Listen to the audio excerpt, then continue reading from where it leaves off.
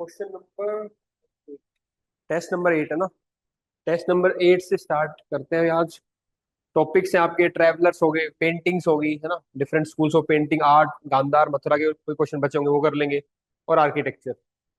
First question से 5 है question. First question है आपका, discuss the significance of line and bull figures in Indian mythology, art and architecture. अब इस question में देखना, आपने जहां जहां पे भी लाइन की फोटो देखी होगी, जहां जहां पे बुल की देखी होगी, वो सारे डायमेंशन डालने हैं। अगेन, क्वेश्चन विजुलाइज कर रखा होगा, पर डायमेंशन कितनी डाल रहे हो वो इंपॉर्टेंट है। ठीक है, चलो। 250 वर्ड्स, 15 मार्क्स, 11 मिनट्स। अब देखो, मेन बात है पॉइंट्स की। और अगर आते हैं तो ठीक है, नहीं आते तो सीख लेंगे कैसे जनरेट करने हैं पॉइंट्स, आगे कोई ऐसा क्वेश्चन आता है तो लाइन की बात करें, अगर माइथोलॉजिकल वाइज कहाँ का सिग्निफिकेंट है ना, तो सिंबल ऑफ, पहले तो बताओ किसका सिंबल है। तो लाइन सिंबल है स्ट्रेंथ का, पावर का, है ना, और एक डायनामिक एनर्जी का। बेसिक जो क्या सिंबलाइज कर रहा है उसका आप बताओ। कोई भी अगर किसी एनिमल का आता है ना, तो एक जनरल इंट्रोडक्शन स्टार्ट कर सकते हो कि एनिमल जो है ओवरऑल क्या है, it's been important in our mythology, art and architecture. ये जनरल सभी एनिमल्स के लिए, उनमें से प्रोमिनेंट आपके लाइन एंड बुल है। और उनमें से अगर लाइन की बात करें तो सिंबल, वो किस चीज का सिंबल है, ये एक पैरामीटर सिंबल हो गया। फिर आप बताओगे अलग अलग रिलीजन में। यहाँ पे देखो, हिंदू मैंने स्टार्ट किया, हिंदू रिलीजन, फिर आपका बुद्धिज्म, फिर जैनिज्म। तो 3 पॉइंट वैसे ही बन जाएंगे आपके, 3 अलग रिलीजन से। तो लॉर्ड विष्णु के जो फोर्थ अवतार थे नरसिम्हा, वो भी ऊपर से लाइन के है ना, उस तरीके से। और याली, याली एक माइथोलॉजिकल क्रिएचर है जिसका लॉयन के जैसा हेड था। अगर ये नहीं भी आता है, चलो टिपिकल है, कम से कम इतना तो करो, नरसिम्हा का तो करो, विष्णु के फोर्थ अवतार थे। ये हो गया हिंदुइज्म से रिलेटेड। फिर जैनिज्म में क्या था, आपका महावीर जो है, ठीक है, वो रिप्रेजेंट किया उनको लॉयन से। और बुद्धिज्म में जो बुद्धा है, he is also been represented by lion, क्योंकि क्लैन कौन सा था, साक्या क्लैन। तो साक्या क्लैन से वो बिलोंग करते हैं, उसका मतलब लायन होता है। तो बुद्धा भी लायन को रिप्रेजेंट करते हैं। और गॉडेस दुर्गा, उनका व्हीकल क्या है, लाइन है। तो ये सब क्या हो गया माइथोलॉजिकली। अब इससे आप समझ गए, पहले आप बताओगे क्या सिंबल है, उसका मतलब क्या है सिंबल का, फिर अलग अलग रिलीजन में, क्योंकि माइथोलॉजी की बात हो रही है, उससे लिंक कर दो आप। ये एक पैरामीटर हो गया डिसाइड आपके। ऐसे ही आप बुल के लिए करो। बुल क्या सिंबलाइज करेगा, पहले सिंबल में बात करोगे आप, मोरालिटी को, लाइफ प्रिंसिपल्स को, और फर्टिलिटी को। ठीक है, इसीलिए बुद्धिज्म में जो बर्थ ऑफ बुद्धा है वो किससे रिलेटेड, आपका बुल से, क्योंकि फर्टिलिटी की बात कर रहे हैं ना।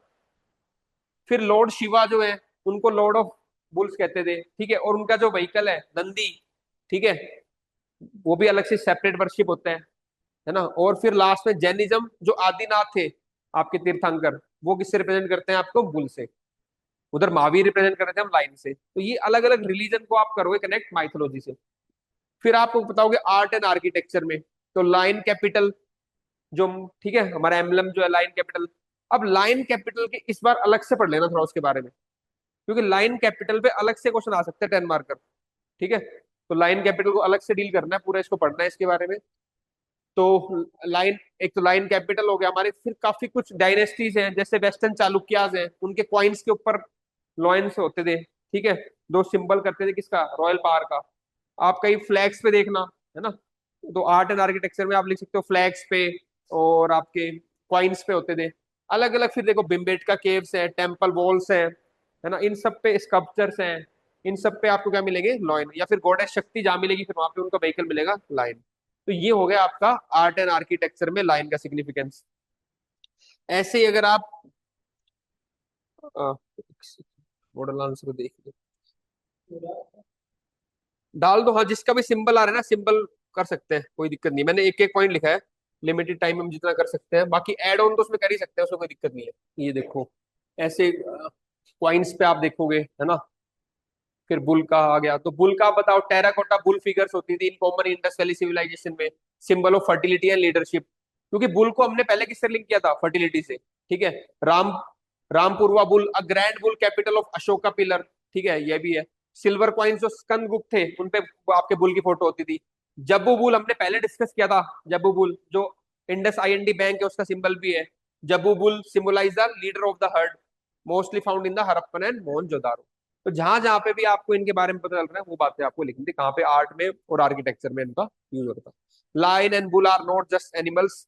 फिर आप इसका ओवरऑल बताओ कि कैसे हम सिग्निफिकेंस कर रहे थे, एक सिग्निफिकेंट रोल प्ले करते थे एनिमल्स, उनको हम कैसे ट्रीट करते थे। ठीक है ना, in Indian culture, they are the powerful symbols. Indian tradition teaches respect and compassion for all living beings. ये ब्रॉड हो गया आपका इस दो लाइन में, ठीक है। चलो नेक्स्ट।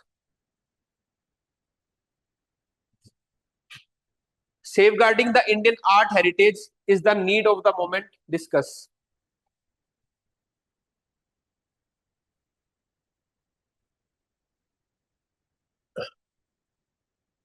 देखो, safeguarding the Indian heritage is the need of the moment. Discuss.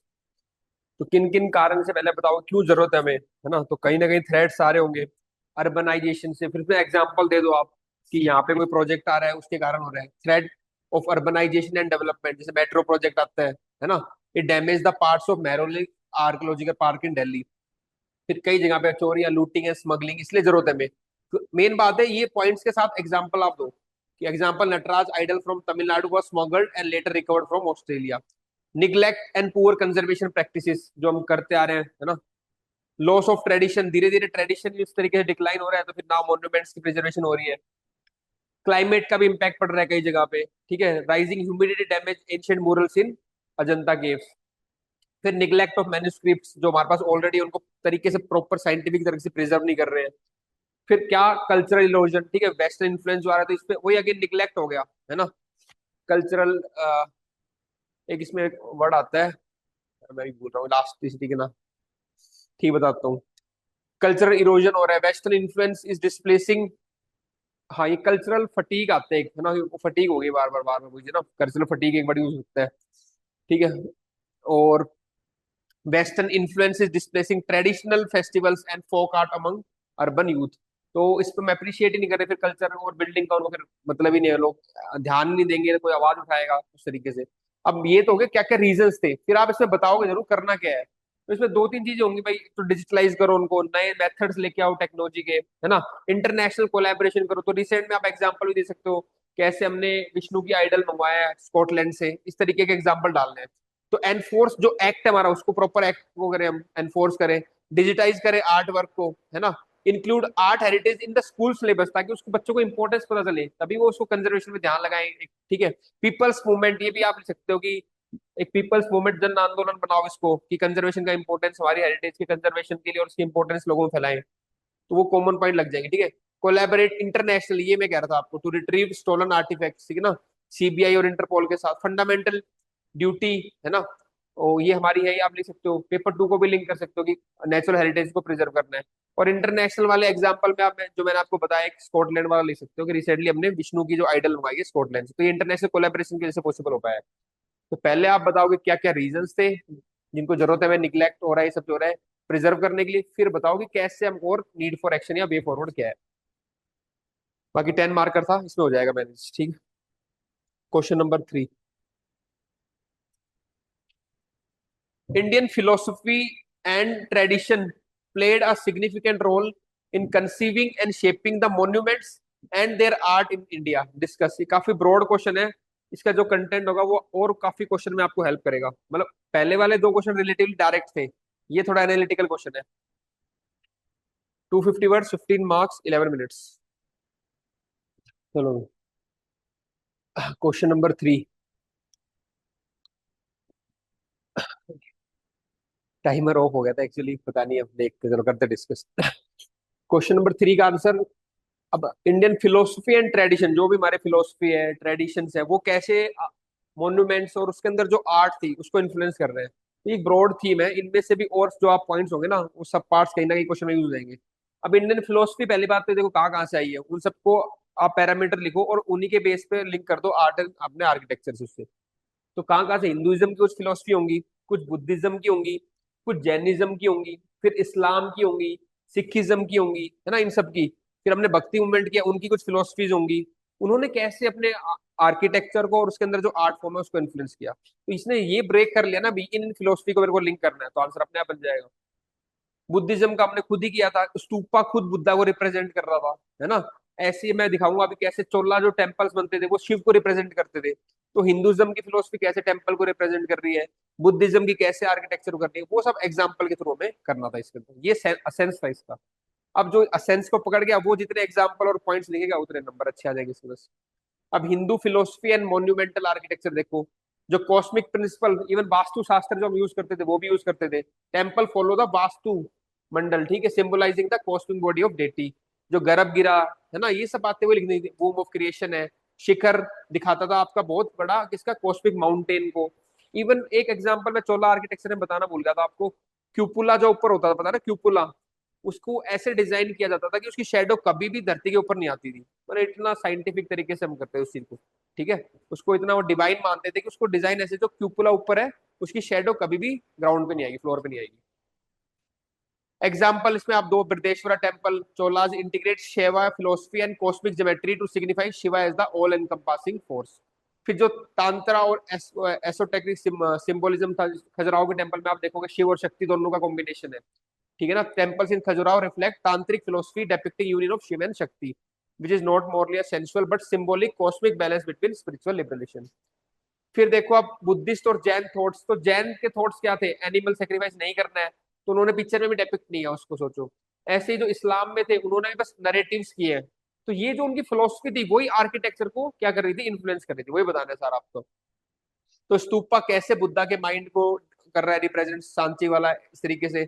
Ajanta में जो मूरल्स है वो कैसे जटाका टेल्स उस पर लिखी हुई है सारी, है ना, ये एग्जाम्पल। इवन जो सर्कुलेटिंग पाथ, जो परिदक्षिणा पाथ है, उसका भी सिग्निफिकेंस था माइथोलॉजी से रिलेटेड, आपका फिलोसफी से। जैन फिलोसफी में देखो आप, the non violence ahimsa principle is also reflected in the absence of animals और वॉर मोटिव्स। तो वहां पे थे ही नहीं ऐसे, ठीक है ना, लड़ाई से रिलेटेड कोई बात थे, वॉर मोटिव्स नहीं बनाए उन्होंने, एनिमल्स नहीं बनाए उन्होंने।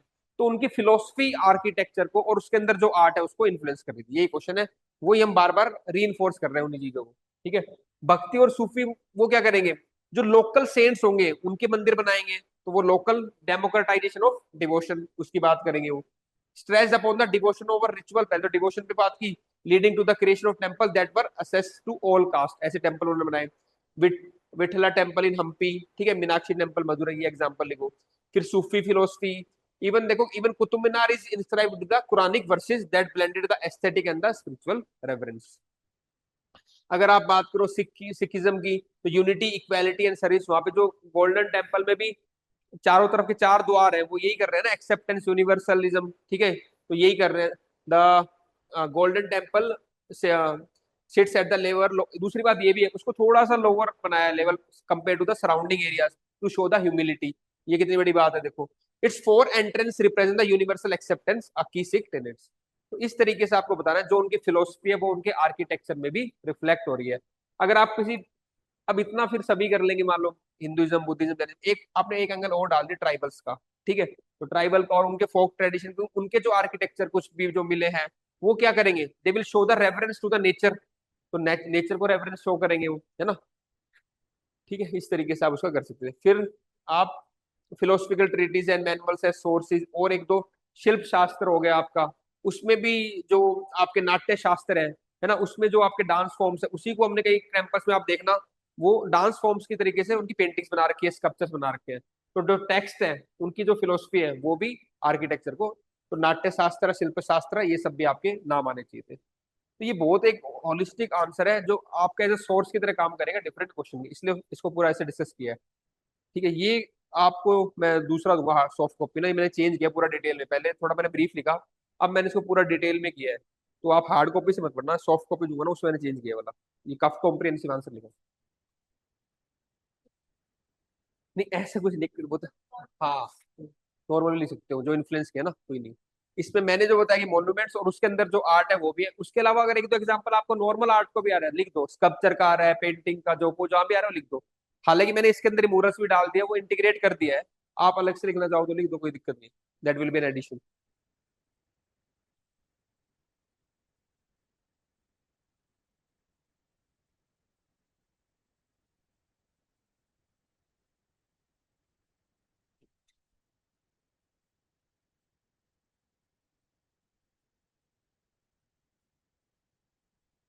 क्वेश्चन, चलो next is question number 4, explain the role of geographical factors towards the development of ancient India. Geographical factor के रोल बताना है towards the development of ancient India.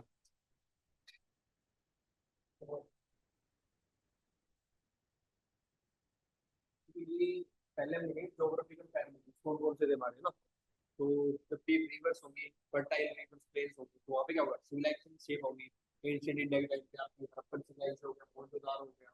तो बिकॉज होगा फर्टाइल रिवर, इधर एक साइड ज्योग्राफिकल पैरामीटर्स और कैसे उन्होंने एंशिएंट हिस्ट्री को शेप किया होगा, है ना। एग्रीकल्चर प्रोस्पेरिटी थी, ठीक है, तो वहाँ पे ट्रेड और सर एस्टेब्लिशमेंट पर प्लीज माइक डिपेंड लगा होती है। लीजिए। कौन से एरिया में? अच्छा भाई, कौन से एरिया में? एरिया आपका जो दोआब रीजन था आपका, ठीक है, वहां पे irrigation facility, because of the geography, because of the reverse, तो वहां पे आपकी एग्रीकल्चर की प्रोस्पेरिटी हुई एंशियंट इंडिया में, ठीक है। फिर ट्रेड रूट्स देखो, ट्रेड रूट्स ने भी काफी एंशियंट इंडिया को शेप किया है। जो लैंड पे सिल्क रूट था, उससे ट्रेड कनेक्ट होता था हमारा, ठीक है। ओशियन, इंडियन ओशियन ट्रेड, उससे इंडिया कनेक्ट कर पाता था रोम से, चाइना से, ठीक है, और आपके अरेबियन कंट्रीज से। ये सब ज्योग्राफिकल फैक्टर है जिन्होंने आपकी एंशियंट इंडिया को शेप किया है। वहां पे चाहे ट्रेड हो, चाहे एग्रीकल्चर हो, चाहे उनका कल्चर हो, चाहे लाइफ हो, वो सारा। बॉर्डर्स, ठीक है, तो बॉर्डर्स नेचुरल बाउंड्री की तरह एक्ट करते थे। ज्योग्राफी, माउंटेन्स हो गए तो they act as a natural border protection हो गया उनका, ठीक है। क्लाइमेट डाइवर्सिटी, इंडिया के अंदर भी अलग अलग जगह पे अलग अलग डाइवर्सिटी थी, because of the different agro climatic reason, because of the monsoon also. तो उससे क्या हुआ, अलग अलग कल्चर डेवलप हुआ एंशिएंट इंडिया के टाइम पे। इंडिया में अलग अलग क्रॉप डाइवर्सिटीज हुई यहाँ पे, ठीक है। It lead to the shaping culture and cropping pattern. फिर टोपोग्राफी ऐसी थी, कई हमारे यहाँ पे अलग से आइसोलेशन में रहे, कुछ ट्राइब्स रहे, तो उनका अलग के कल्चर डेवलप हो गया। तो topography led to certain isolation, ठीक है। और लास्ट में आप लिखते हो माउंटेन पासिस। जैसे आप उस टाइम में बता दो, आपके नॉर्थ वेस्ट साइड में बोलन पास हो गया, ठीक है, खाइबर पास हो गया, उससे इंटरेक्शन हुआ, कल्चरल एक्सचेंज हुए, तो माउंटेन पासिस का भी रोल था। तो ये ज्योग्राफिकल फैक्टर्स थे जिसने हमारे एंशियंट इंडिया को शेप किया। इस तरीके से मैक्सिमम जितने ज्योग्राफिकल, तो 7 8 लिख दिए 10 नंबर के क्वेश्चन में, एक इंट्रो एक कंक्लूजन हो गया, हो जाएगा, ठीक है। एक मैप बना देना। Last question of test number 8, assess the importance of the accounts of Chinese and Arab travelers in the reconstruction of the history of India। 150 words 10 marks, दोनों का बताना है, चाइनीज का भी और अरब का भी, in the reconstruction of history of India.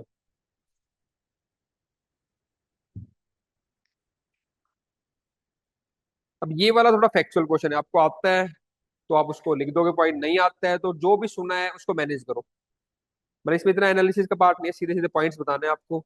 ये ट्रेवलर्स आए थे, इन्होंने ये बताया इंडिया के बारे में। चलो वो देखो, इसमें आपको मेन पता होना चाहिए कौन कौन से ट्रैवलर थे और उन्होंने क्या ऑब्जर्वेशन की यहाँ पे ना, कैसे हमारी हिस्ट्री को रिकंस्ट्रक्शन में हेल्प किया। तो फाइन के बारे में आप बता दो, ठीक है, बुद्धिस्ट किंगडम की एक उन्होंने किताब थी, उसमें पीसफुल सोसाइटी के बारे में, ठीक है, नो हार्श लो, ये इंडिया के बारे में बताया। फिर ह्योन सेंग हर्षा के टाइम पे आए थे, उन्होंने क्या क्या बताया, नालंदा की ग्लोरी के बारे में, हर्षा के रूल के बारे में, एडमिनिस्ट्रेटिव डिटेल्स उसका बताया, ठीक है। जी जिंग ने आपका बताया मोनेस्टिक लाइफ है नालंदा, स्प्रेड ऑफ बुद्धिज्म, है ना। फिर इनका ओवरऑल सिग्निफिकेंस ये था कि बुद्धिज्म डिक्लाइन हो रहा था, focus on Buddhism decline, India China के लिंक, डिप्लोमेसी, ठीक है। फिर अरब ट्रैवलर्स अल बुरूनी, उनकी जो किताब थी तारीख हिंद, ठीक है, इंडियन साइंसेस के बारे में डिस्कस किया, कस्टम्स लॉ। इबन बतूता ने दिल्ली सल्तनत के बारे में, अर्बन कल्चर के बारे में, ये सब रिकंस्ट्रक्शन में हेल्प करेगी, उन्होंने बताई सारी चीजें तो हमें पता चल पा रही है। अदर्स और देखो, है ना, वर्ल्ड ट्रेड के बारे में, इंडिया कैसे ट्रेड होता था, फोकस किसका, इंडियन अरब गुड्स कौन कौन से एक्सचेंज होते थे, कैसे आइडिया एक्सचेंज हुए, ये सारा हम उनके डिफरेंट जो नोट्स थे, बुक्स थे, उनसे हम रिकंस्ट्रक्ट कर पा रहे हैं अपनी हिस्ट्री को, ठीक है। ओवरऑल सिग्निफिकेंस का बता दो, they fill the gap left by indigenous sources specially for the regions and periods with the scarce record, provide foreign perspective to the Indian history, Indian society, ठीक है। हेल्प कोरोबरेट और challenge indigenous text with the Puranas. और अगर हमें कुछ compare करना है कुछ, तो उस तरीके से हम इसका ये सिग्निफिकेंस ओवरऑल बता दिया, क्या उन ट्रैवलर्स का जो ऑब्जर्वेशन थी उनका सिग्निफिकेंस है। तो फिर कोई भी ट्रैवलर का क्वेश्चन आएगा तो फिर यही पैरामीटर आप यूज करोगे, कैसे उन्होंने सोसाइटी, रिलीजन, एडमिनिस्ट्रेशन के बारे में बताया, और लास्ट में ओवरऑल सिग्निफिकेंस क्या था उनका। तो ये टेम्पलेट्स बनाना है हमारा मेन पर्पस, अपना दिमाग उसी तरीके से लाना है। इस टाइप का अगर क्वेश्चन आ रहा है, फिर हमें नेक्स्ट क्वेश्चन में कैसे अपना आंसर करना है। अगली बार कुछ और पूछ लेगा किसी और का। टेस्ट नंबर 9,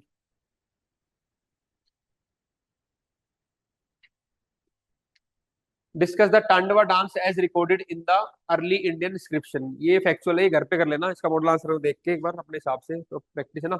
अगला क्वेश्चन करते हैं, थोड़ा एनालिटिकल है।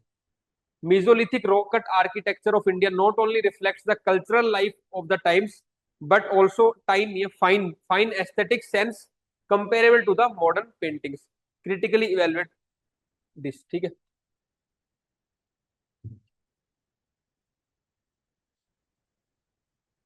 ओके, मार्क्स ये 200 वर्ड्स का है, 12.5 मार्क्स है, और 9 मिनट्स।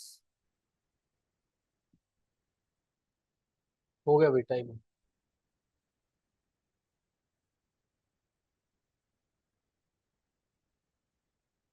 देखो, पहले तो आप मीजोलिथिक आर्ट के बारे में बताओगे ना, किस टाइम पे थी, कहाँ कहाँ पेंटिंग्स मिलते हैं, इंट्रोडक्शन हो जाएगा उसका। ठीक है। फिर उसके रिच कल्चर डेपिक्शन हाँ भी है। ठीक है, कैसे डिफरेंट सीन्स दिखाए हंटिंग के। बेसिक बात है, दो तीन है, उन्हीं को यूज करना है आपके पास। मेसोलिथिक के लिए वही आते हैं, डांसिंग है ना, डांसिंग सीन, हंटिंग सीन्स, कैसा वो मटेरियल यूज कर रहे थे। ठीक है। फिर इसमें एग्जांपल दे दो आप, भिमबेटका केव्स पेंटिंग्स जो है, उनके अंदर जो केव्स के अंदर जो पेंटिंग है, 500 से भी ज्यादा है, उसके बारे में थोड़ा यहाँ पे एक्सप्लेन कर सकते हो आप। फिर आर्टिस्टिक फीचर्स बताओ, कैसे उनका फाइन, बिल्कुल फाइन लाइन वर्क था, मूवमेंट और रिदम के थ्रू। और इसमें जो एस्थेटिक्स जो थे, ठीक है, जो रिदम लाइन थी और जो सिंबल यूज करते थे, it echoes the modern sum, कहीं ना कहीं जो मॉडर्न पेंटिंग है, echoing some of the modern abstraction. जैसे जब आप देखते हो जो डांसिंग वाली फिगर थी, वो कहीं ना कहीं जो ट्राइबल वर्क था एम एफ हुसैन का, उसको कहीं ना कहीं वो सिंबल को कहीं ना कहीं तो लिंक करना पड़ेगा ना, हुसैन साहब से करो उसको लिंक। ठीक है। फिर आप बताओगे कुछ ना कुछ डिफरेंस भी थे, है ना, क्रिटिकली कमेंट करना था हमें उस चीज को। डिफरेंट फ्रॉम द मॉडर्न, कैसे वो डिफरेंट था, क्योंकि मिजोलिथिक जो थी वो रिचुअलिस्टिक और नरेटिव पे ज्यादा बात करते थे। ठीक है ना। और जो हमारी आजकल जो मॉडर्न पेंटिंग्स है, they often reflect the personal vision, हर एक का अपना विजन होता है। जैसे मैंने इसमें एक एग्जांपल दे रखा है आपका, पिकासो की जो गुरनीशिया वॉर की जो पेंटिंग थी, तो उसका पर्सनल विजन था वो। ठीक है। यहाँ पे ये मोस्टली कलेक्टिव जो चल रहा होता है, नरेटिव जो चल रहा होता है, जो रिचुअल चल रहा होता है, उसके पेंटिंग्स थी मेसोलिथिक वाली। और यहाँ पे मॉडर्न पेंटिंग में it often reflect the personal vision. ठीक है। यहाँ पे जो टूल यूज होते थे मोस्टली, जो ट्विग्स होगी, ब्रशेस वैसी होती थी, यहाँ पे मॉडर्न टूल्स यूज कर रहे हैं, इवन डिजिटल कार्टोग्राफी है जब करके, तो मॉडर्न इसमें आ जाएगा। ठीक है। ये डिफरेंस हो गया इस तरीके से। और लास्ट में इसका कंक्लूजन बड़ा अच्छा है, वो हमें ध्यान रखना है। और ये कंक्लूजन आप कई जगह यूज कर सकते हो कि भाई, उस टाइम का जो आपका, एक सेकंड है, हाँ ये रहा, उस टाइम का जो पेंटिंग थी आपकी मेसोलिथिक की, तो वो उस टाइम के कॉन्टेक्स्ट को, उस टाइम के कल्चर को, है ना, वो रिप्रेजेंट कर रही थी। तो मॉडर्न डे में हम उसको ऐसे कंपेयर नहीं कर सकते, तो वो हमें वो रिस्पेक्ट करनी पड़ेगी उस टाइम की जो था। ठीक है। तो ये एक अच्छा सा, कि Mesolithic rock cut arc reveals aesthetic depth and cultural richness, modern comparison must respect there distinct purpose, context and expressive intention. ये आप लिख सकते हो कि बिल्कुल एग्जैक्ट हम उसको कंपेयर नहीं कर सकते, वो उस टाइम को रिप्रेजेंट कर रही थी, तो हमें इस बात का तो रिस्पेक्ट करनी पड़ेगी। ठीक है। चलो, नेक्स्ट और लास्ट क्वेश्चन है आज का।